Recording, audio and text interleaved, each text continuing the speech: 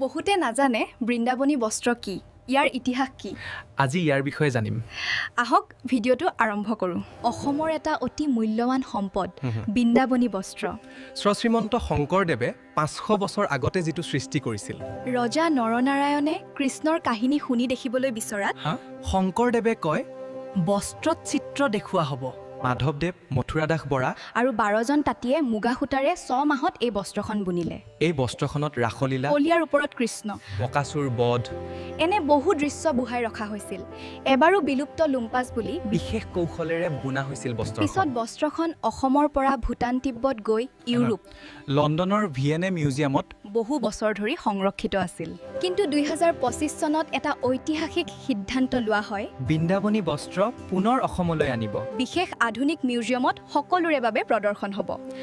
500 বছৰ আগৰ অসমীয়াৰ গৌৰৱ পুনৰ নিজৰ ঘৰলৈ উভতি আহিব। তাৰ বাবে আমাৰ সকলোৰে মৰমৰ হেমন্ত মামাক বহুত বহুত ধন্যবাদ। ভিডিঅ'টো ভাল লাগিলে লাইক এটা কৰিব আৰু ছাবস্ক্ৰাইব কৰিব নাপাহৰিব। জয় আই অসম। জয় আই অসম।